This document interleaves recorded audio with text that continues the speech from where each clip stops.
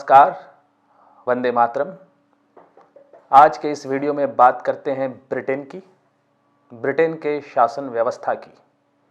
जानेंगे कि ब्रिटेन में राजतंत्र है या लोकतंत्र। अगर लोकतंत्र है तो राजतंत्र का अस्तित्व क्या है, उसकी क्षमता क्या है, उसकी शक्ति क्या है, ब्रिटेन का सम्राट क्या है और राजमुकुट की व्यवस्था क्या है, किंग और क्राउन में क्या फर्क है। एक बहुत बड़ा कन्फ्यूज़न रहता है ब्रिटेन के राजतंत्र को लेकर। ये भी जानेंगे कि ब्रिटेन ने अपनी इस पारंपरिक व्यवस्था को आखिर आज भी क्यों अपनाए रखा है। विश्व के ज़्यादातर देश जबकि पूरी तरह से लोकतांत्रिक हो चुके हैं, तो वहाँ की व्यवस्था में ऐसा क्या अलग है जो आज भी राज परिवार अपनी एक अलग महत्ता, अपनी एक अलग विशेषता रखता है।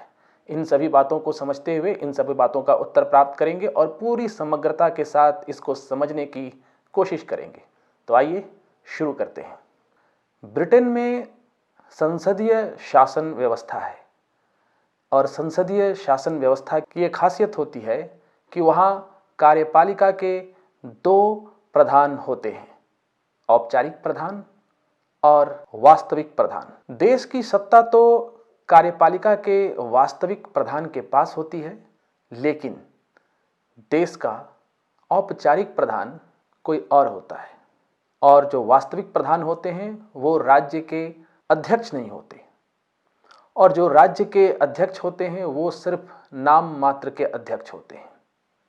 उनके हाथ में कोई वास्तविक शक्ति नहीं होती, इसलिए उसे कार्यपालिका का औपचारिक प्रधान कहते हैं। सम्राट यानी ब्रिटिश किंग ब्रिटेन की कार्यपालिका के औपचारिक प्रधान हैं, मगर वास्तव में उनके पास कोई शक्तियां है ही नहीं। वास्तविक शक्तियों का प्रयोग प्रधानमंत्री और कैबिनेट के द्वारा किया जाता है। अब समझते हैं ये राजमुकुट यानी क्राउन है क्या। तो प्राचीन काल में जो सम्राट सत्ता प्राप्त करते थे वो प्रतीक के तौर पर एक चिन्ह को अपने मस्तक पर धारण करते थे। यह एक भौतिक चीज थी, लेकिन समय के साथ बात बदलते चली गई और अब क्राउन एक संस्था है। किंतु वर्तमान समय में राजमुकुट ने अपना एक संवैधानिक अर्थ, संवैधानिक महत्व प्राप्त कर लिया है। इस अर्थ में राजमुकुट एक संस्था है जो व्यक्ति के रूप में सम्राट, कैबिनेट, लोक सेवाएं यानी पब्लिक सर्विसेज और वे सभी जिनके द्वारा प्रशासनिक सत्ता का उपयोग किया जाता है से मिलकर बनती हैं। सम्राट यानी किंग और राजमुकुट में जो भेद हैं उसमें वह ये कि सम्राट एक व्यक्ति है जो किसी विशेष समय पर राजपद पर आसीन होते हैं, लेकिन क्राउन ये एक संस्था है जो हमेशा के लिए चलते रहती है। जो मानव है, जो व्यक्ति है, उसके साथ मानवीय क्रियाएं होंगी। समय पर वो अपना त्यागपत्र दे सकता है या उसे हटाया जा सकता है, वो पदच्युत हो सकता है, लेकिन जो सत्ता है, जो इंस्टीट्यूशन के फॉर्म में क्राउन है, वो अमर होती है, हमेशा के लिए होती है, निरंतर होती है। सम्राट व्यक्ति होने के नाते जन्म लेता है, मरता है। क्राउन चिरंजीवी है। इसलिए ब्रिटेन में एक कहावत है, king is dead, long live king. मतलब सम्राट तो मर जाता है, लेकिन क्राउन यानी राज व्यवस्था की जो संस्था है ये निरंतर चलते रहती है। सम्राट यानी किंग और राजमुकुट यानी क्राउन में एक विशेष अंतर ये भी है कि सम्राट एक व्यक्तिगत पहलू है, king is individualistic but the crown is collective. सम्राट का रूप व्यक्तिक है, लेकिन राजमुकुट का रूप सामूहिक है। राजमुकुट की शक्तियों का प्रयोग किसी एक व्यक्ति के द्वारा नहीं होता है। अगर कोई सम्राट है तो उसकी शक्तियों का प्रयोग एक व्यक्ति के तौर पर सिर्फ उसी के द्वारा होगा, लेकिन क्राउन चूंकि एक संस्था है और ये संस्था मंत्रिमंडल, कैबिनेट, पब्लिक सर्विस के लोगों, ये सबके द्वारा मिलकर बनी होती है, यानी कि ये एक सामूहिक रूप से एक कलेक्टिव डिसीजन होता है, एक इंस्टीट्यूशनल डिसीजन मेकिंग होता है। तो इस अर्थ में हम समझ सकते हैं कि ब्रिटेन की व्यवस्था में जो क्राउन जो इंस्टीट्यूशन है वहाँ निर्णय सम्राट के द्वारा व्यक्तिगत तौर पर नहीं लिए जाते। राजमुकुट शब्द से शासन की संपूर्ण शक्ति का बोध होता है। कानून पर आधारित अधिकांश शक्तियां मंत्रिमंडल को प्राप्त है। यद्यपि उसका प्रयोग राजा के नाम पर किया जाता है, तथापि जो मंत्रिमंडल है सरकारी तौर पर वही वास्तविक शक्तियों का प्रयोग करते हैं। इन actual administration king is powerless but crown is all powerful. बहुत पहले सम्राट वास्तविक रूप से प्रशासन में बहुत ही शक्तिशाली हुआ करते थे, लेकिन प्रजातंत्र की दिशा में जैसे ही विकास होता गया, संवैधानिक विकास के साथ सम्राट की शक्तियों का ह्रास होता चला गया। सम्राट के हाथ से शासन की शक्ति निकलकर मंत्रिमंडल तथा संसद को प्राप्त होती गई। वर्तमान समय में प्रशासन में सम्राट को कोई भी शक्ति प्राप्त नहीं है। इसलिए कहा जाता है कि शक्ति एक व्यक्ति के रूप में जो सम्राट के हाथों में थी से निकलकर एक संस्था यानी क्राउन के पास जा चुकी है, जिसमें मंत्रिमंडल, कैबिनेट, प्रधानमंत्री ये सभी होते हैं। इसलिए ब्रिटेन में एक कहावत भी प्रचलित है, as democracy grows crown becomes stronger. तो ये समझ में आ रहा है कि एक्चुअल पोजीशन जो किंग का है वो ये है कि किंग शासक तो है मगर किंग शासन नहीं करता है। सैद्धांतिक रूप से किंग यानी सम्राट की जिन भी शक्तियों का वर्णन किया जाता है वो सम्राट द्वारा नहीं बल्कि कैबिनेट के द्वारा किए जाते हैं। सम्राट तो कार्यपालिका का बस एक औपचारिक प्रधान है जो राज्य करता है, शासन नहीं। ब्रिटेन में संसदीय शासन व्यवस्था है, इसीलिए सभी मंत्री संसद के प्रति उत्तरदायी होते हैं। तो ये समझते हैं कि आखिर ब्रिटेन में ऐसा परिवर्तन कब से शुरू हुआ। तो हम पाते हैं कि ट्यूडर काल तक वहाँ जो किंग का पद था वो वास्तव में शक्ति और प्रभाव का पद था। महारानी एलिजाबेथ प्रथम एक शक्तिशाली शासिका थीं, किंतु उनके बाद से ही सम्राट की शक्तियां कम होनी प्रारंभ हो गई। 17वीं सदी में असीमित राजतंत्र और मर्यादित राजतंत्र के समर्थकों के बीच एक संघर्ष हुआ। उसके जो परिणाम हुए वो सम्राट के लिए घातक सिद्ध हुए। सन 1649 में सम्राट पद को समाप्त करके गणतंत्र की स्थापना की गई और यह गणतंत्र 11 वर्ष ही चला। 1660 में सम्राट का पद पुनर्जीवित कर चार्ल्स द्वितीय को सम्राट बना दिया गया, लेकिन इसके साथ सम्राट की जो शक्तियां थी वो पुनर्जीवित नहीं हो सकी। 1688 में इंग्लैंड में गौरवपूर्ण क्रांति यानी ग्लोरियस रिवॉल्यूशन हुआ और उसके बाद सम्राट की शक्तियां सदैव के लिए कम कर दी गईं और सम्राट पर संसद की सर्वोच्चता स्थापित हो गई। और इसके बाद जैसे जैसे कैबिनेट का विकास होता गया, सम्राट की शक्तियों में ह्रास होता चला गया। अब एक बड़ा महत्वपूर्ण प्रसंग है, जैसे भारत में ब्रिटेन का शासन रहा तो भारत में भी संसदीय व्यवस्था अपनाई गई है, प्रधानमंत्री का पद है। तो ये प्रधानमंत्री के पद का आखिर सृजन कैसे हुआ था, तो इसके पीछे जो वास्तविकता है वो पुराने समय की ये है कि हैनोवर वंश के प्रथम दो राजा जॉर्ज प्रथम और जॉर्ज द्वितीय, इन्हें ना तो अंग्रेजी भाषा से कोई परिचय था और ना ही ब्रिटिश की राजनीति में इनकी कोई भी रुचि थी। तो इनके द्वारा मंत्रिमंडल के बैठक की अध्यक्षता की ही नहीं जाती थी, क्योंकि इन्हें अंग्रेजी समझ में आती नहीं थी और सारा कार्य अंग्रेजी में होता था। तो इस तरह मंत्रिमंडल में एक प्रधानमंत्री के पद को सृजित किया गया ताकि वो मंत्रिमंडल के कार्यों में मंत्रणा कर सकें, अपनी राय दे सकें और उनके राय को ले सकें और उसके बाद उसे राजा तक पहुंचा सकें। और ठीक इसी तरह प्रधानमंत्री के पद का सृजन हुआ। ब्रिटेन में सम्राट के पास जब कोई बिल आता है तो जो सम्राट हैं वो उस बिल को पढ़ने की भी ज़रूरत नहीं समझते। पढ़कर करेंगे क्या, क्योंकि उन्हें सहमति ही तो देनी है। और ये बिल में अगर ये भी लिखा हो कि सम्राट को पदच्युत किया जा रहा है, उन्हें पद से हटाया जा रहा है, तो भी उन्हें इस बात की भी सहमति देनी ही पड़ेगी। यानी कि जो निर्णय मंत्रिमंडल द्वारा, कैबिनेट द्वारा लिया जा चुका है, उस पर सम्राट को सहमति देनी ही पड़ेगी।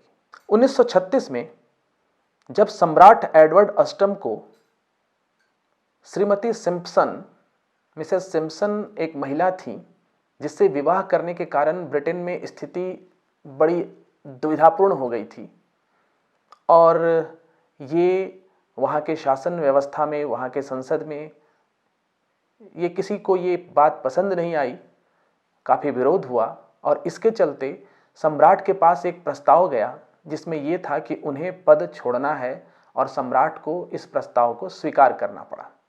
इसके पीछे कई कहानियां हैं। कुछ लोग ये कहते हैं कि श्रीमती सिम्पसन जो थी, उनका किसी और के साथ भी संबंध था, किसी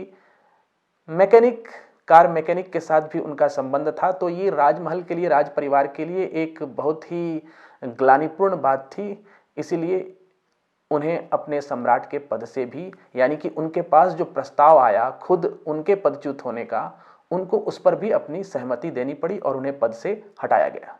तो जो सम्राट के जो अधिकार हैं, ब्रिटेन के किंग के जो अधिकार हैं, वो नाम मात्र के हैं।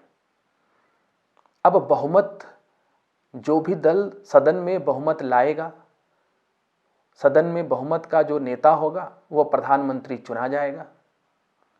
सदन का अधिवेशन कब बुलाना है, कब सदन को विघटित करना है, ये परामर्श जो आएगा मंत्रिमंडल की तरफ से, वही उन्हें स्वीकार करना है। यहाँ सम्राट की अपनी इच्छा का कोई महत्व नहीं है। यानी कि वहाँ कोई भी कार्य, सदन का अधिवेशन बुलाने का हो, सदन को समाप्त करना हो, ये प्रधानमंत्री की मंत्रणा से ही होता है। तो कहा जाता है कि ब्रिटेन में किंग को, यानी सम्राट को, सिर्फ 3 ही अधिकार हैं। जो पहला है वो राइट टू कंसल्ट, यानी कि आप हमसे कंसल्ट कर लो। कंसल्ट आपको करना ही पड़ेगा, बस इतना अधिकार है कि consult. Right to consult, right to warn, मतलब विरोध नहीं करेंगे, लेकिन हम वार्न कर सकते हैं, हम चेता सकते हैं आपको, आपने जो निर्णय लिए हैं, जो कानून बनाने जा रहे हैं। और राइट टू इनकरेज, यानी कि वो प्रधानमंत्री को, मंत्रिमंडल को, राज्य को उत्साह बढ़ाते हैं, बताते हैं कि हाँ, यह जो हुआ ये बेहतर हुआ है।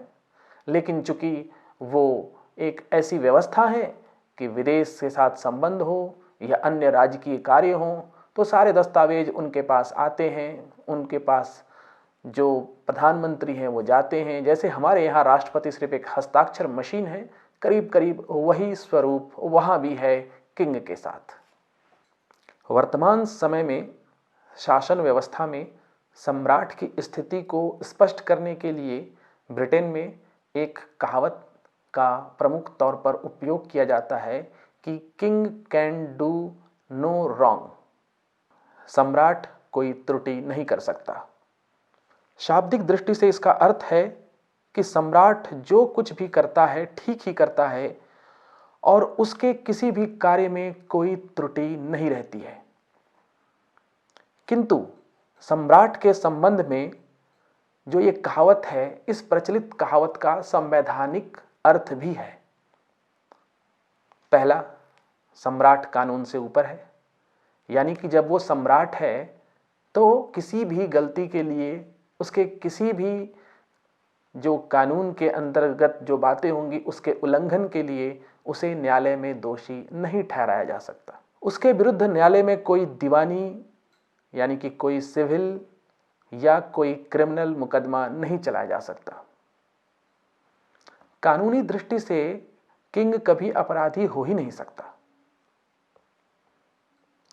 डाइसी का तो कहना है कि सम्राट प्रधानमंत्री को गोली मार दे तो भी इंग्लैंड में ऐसी कोई व्यवस्था नहीं है जिसके आधार पर उसके विरुद्ध कोई कानूनी कार्रवाई की जा सके।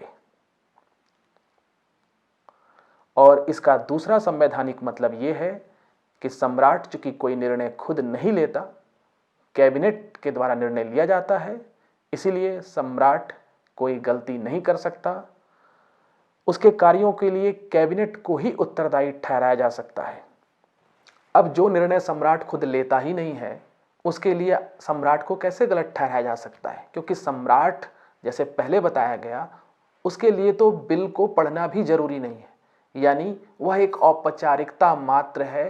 राज्य को एक अध्यक्ष की जरूरत है। अध्यक्ष की जरूरत, औपचारिक अध्यक्ष की जरूरत संसदीय प्रणाली में इसलिए होती है कि कभी प्रधानमंत्री का पद रिक्त हो गया या प्रधानमंत्री को शपथ दिलानी हो, दूसरे प्रधानमंत्री की स्वविवेक से सिलेक्शन करना हो जो बहुमत प्राप्त करने जाएंगे, ऐसी विशेष परिस्थितियों में एक औपचारिक अध्यक्ष की जरूरत होती है। इसीलिए इस तरह की व्यवस्था को बनाया गया है।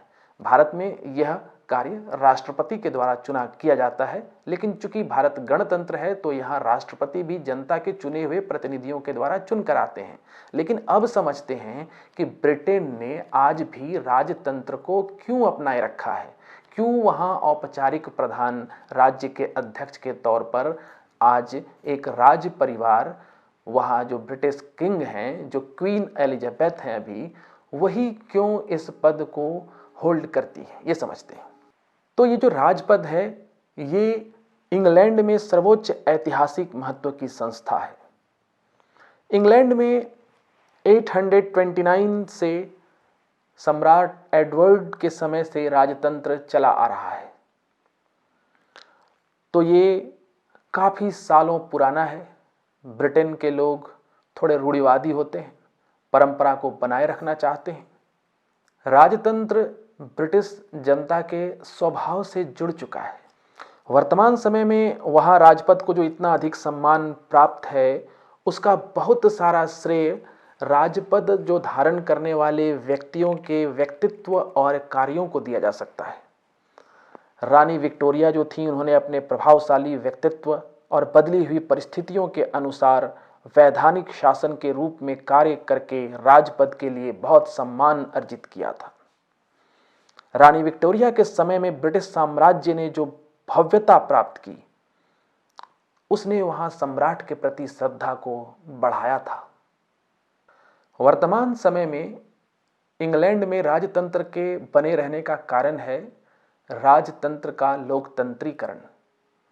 ब्रिटेन में कभी भी राज परिवार ने, सम्राट ने, किंग ने, जिसने भी उस पद पर आसीन रहे, उन्होंने कभी भी लोकतंत्र की जो प्रक्रिया चल रही थी उसे कमतर करने का प्रयास नहीं किया, बल्कि उसे बढ़ाया ही।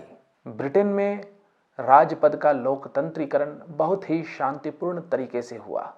ना तो वो फ्रांस की तरह मैं राजा हूँ, आई एम द किंग, ऐसी किसी विचार के साथ हुआ, न रूस के जार के समान वहाँ की व्यवस्था को विरोध झेलना पड़ा। King as symbol of the unity of British nation, सम्राट न केवल ब्रिटिश शासन बल्कि ब्रिटिश राष्ट्र की एकता का प्रतीक है। ब्रिटिश सम्राट किसी एक पक्ष का नहीं, वरन सभी पक्ष के सम्राट हैं। और सम्राट के राज्यारोहण, राजतिलक तथा अन्य सभी अवसरों पर जो लोग हैं वहां के, वो जिस तरह से राजभक्ति का प्रदर्शन करते हैं, उनकी जो आपस की जो एकता उस समय देखने को मिलती है, ये वहां की परंपरा को बहुत सुदृढ़ करती है। वहां सम्राट जब किसी सामाजिक उत्सव में शामिल होते हैं तो उत्सव की शोभा बढ़ जाती है, लोगों का उत्साह बढ़ जाता है, अपने देश के प्रति जो देश प्रेम की भावना है वो बढ़ जाती है। वो ब्रिटिश समाज का ऐसा नेता है जिसका ब्रिटिश समाज के हर पक्ष, धार्मिक हो, सामाजिक हो, आर्थिक हो, फैशन हो, कला हो, हर पक्ष पर उनका प्रभाव रहता है। ब्रिटेन में किंग के पद का एक मनोवैज्ञानिक महत्व भी है, मनोवैज्ञानिक प्रभाव भी है।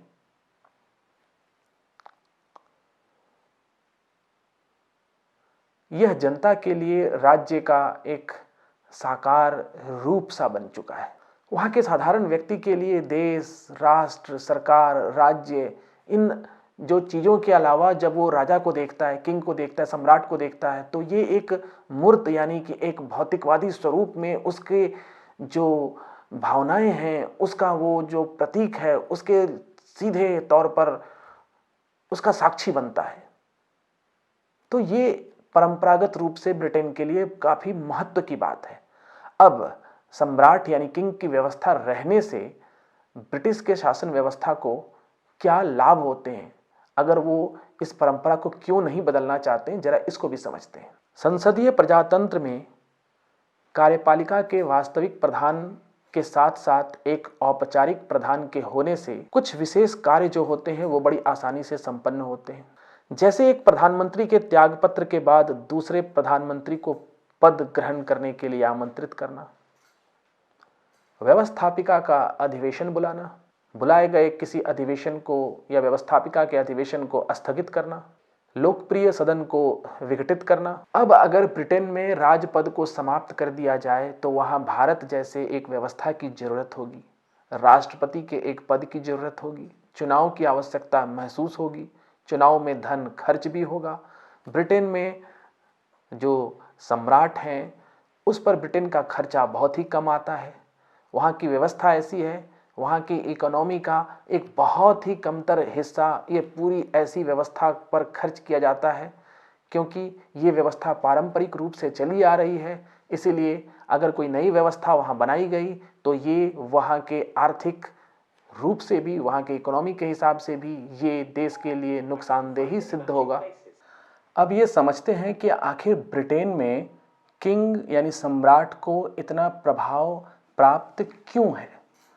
सम्राट को कोई वास्तविक शक्तियां तो है नहीं, लेकिन सम्राट की जो पर्सनालिटी है, जो व्यक्तित्व है, अगर सम्राट का व्यक्तित्व प्रभावशाली है, सम्राट का व्यक्तित्व ऐसा है कि वो मंत्रिमंडल को, प्रधानमंत्री को अपने विचारों से प्रभावित कर सकते हैं, तो ये प्रभाव भी अपने आप में कहीं ना कहीं बहुत ही ज़्यादा सम्राट के स्तर को ऊंचा उठाता है।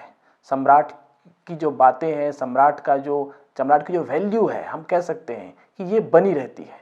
दूसरा, सम्राट के अनुभव जो हैं, अब वो लंबे दशक तक, कई सालों तक, एक लंबे अरसे तक वो कई दलों का उतार चढ़ाव देखते हैं। वो सत्ता में आते हैं, सत्ता से जाते हैं, इस तरह से जो नीतियां बनाते हैं, जो निर्णय लेते हैं, उनके साथ क्या खामियां हैं, किसमें क्या, किस तरह के समस्याएं कैसे उत्पन्न हुई थी, कैसे उनको निपटाया गया था, तो इनसे इनका जो नज़दीक का संबंध बना रहता है। ये अनुभव हैं, तो जो भी वहाँ सत्ता में जाते हैं, दल, प्रधानमंत्री, मंत्रिमंडल, वो इन अनुभवों का लाभ लेते हैं। तो इसलिए भी जो राजा का प्रभाव है वो वहाँ राज व्यवस्था पर बना रहता है। राजा, चूंकि सम्राट, हम कहें ब्रिटिश किंग, ये निष्पक्ष होते हैं, किसी दल के नहीं होते, तो इनकी निष्पक्षता के कारण भी इनका प्रभाव बना रहता है। पक्ष विपक्ष सभी लोग इनकी बातों को ध्यान से सुनते हैं, इनको महत्व देते हैं, इनका सम्मान करते हैं। तो इस तरह हमने देखा और समझा कि ब्रिटेन की शासन व्यवस्था में सम्राट का क्या महत्व है। ब्रिटेन में राजतंत्र तो है, लेकिन ये राजतंत्र जो है इसे हम संवैधानिक राजतंत्र कहते हैं, यानी कि संविधान में जो है, संविधान की जो प्रावधान है, जो विधियां हैं, जो बातें हैं, सम्राट उन्हीं के दायरे में कार्य करते हैं। वह सिर्फ एक औपचारिक प्रधान है, वास्तविक शक्तियां उनके पास नहीं है। राजतंत्र का सीधा मतलब होता है जहां राजा अपने नीति निर्णयों को, अपने स्वविवेक से लिए निर्णयों को लागू करने के लिए व्यक्तिगत तौर पर खुद सक्षम होते हैं। ब्रिटेन में वंशावली चलती है सम्राट की, उसके साथ कुछ विशेष बातें भी जुड़ी हुई हैं। जैसे जो वंशावली है उसमें जिस राज परिवार के बारे में बताया गया है, जिसे मान्यता दी गई है, वो प्रोटेस्टेंट ही होने चाहिए। परिवार के सदस्यों में जो एल्डर होंगे, अगर पद सम्राट का खाली है तो वही उस पद के हकदार होंगे। मेल और फीमेल में मेल को वरीयता दी जाएगी। तो ये जो ब्रिटेन की शासन की व्यवस्था है वो अभी भी उन्होंने जो राजतंत्र को, या जो संवैधानिक राजतंत्र, या जो राजा के पद को, जो औपचारिक प्रधान का पद है, ये कायम रखा है। भारत भी कई सालों तक, कई दशकों तक ब्रिटेन का गुलाम रहा। तो भारत में जो संसदीय व्यवस्था है ये ब्रिटेन की ही देन है। जब भारत आज़ाद हुआ तो यहाँ भी एक बार ऐसा था कि लोग सोचने पर विवश हुए कि हम भारत में अध्यक्षीय शासन प्रणाली अपनाएं या संसदीय शासन प्रणाली अपनाएं। तो संविधान से जो विशेषज्ञ थे, जो हमारे देश के उस समय के स्वतंत्रता सेनानी बड़े नेतागण थे, उन्होंने ये विचार किया कि चूंकि भारत को संसदीय व्यवस्था की कहीं ना कहीं एक अनुभव प्राप्त हो चुका है, हम इस व्यवस्था में रह चुके हैं, ब्रिटेन के शासन के दौरान हमने इस व्यवस्था से बहुत कुछ सीखा भी है, तो हमारे देश के लिए जैसी विविधता है तो ये संसदीय व्यवस्था ही उचित रहेगी। और हमारे यहाँ भी एक औपचारिक प्रधान की आवश्यकता थी, इसलिए राष्ट्रपति का पद, लेकिन गणतंत्र है हम, रिपब्लिक है हम, तो हमारे यहाँ राष्ट्रपति का पद भी जनता के चुने हुए प्रतिनिधियों के द्वारा निर्वाचित पद है। और ब्रिटेन में जैसा कि हमने आज समझ लिया कि राज्य व्यवस्था है, औपचारिक प्रधान की व्यवस्था है, लेकिन वह नाम मात्र के हैं, संवैधानिक राजतंत्र है। ब्रिटेन लोकतंत्र का एक जीवंत उदाहरण है, वहाँ का लोकतंत्र दिन प्रतिदिन मजबूत होता जा रहा है। इसलिए अगर आगे कभी भी कोई भ्रम हो, इस तरह के विचारों में कहीं कोई आशंका हो, तो हम आज के इस वीडियो से इन सभी बातों में जो भी भ्रम की स्थितियाँ थीं उससे अब निकल सकते हैं। तो अगले बार मिलेंगे फिर किसी नए वीडियो के साथ, तब तक के लिए धन्यवाद।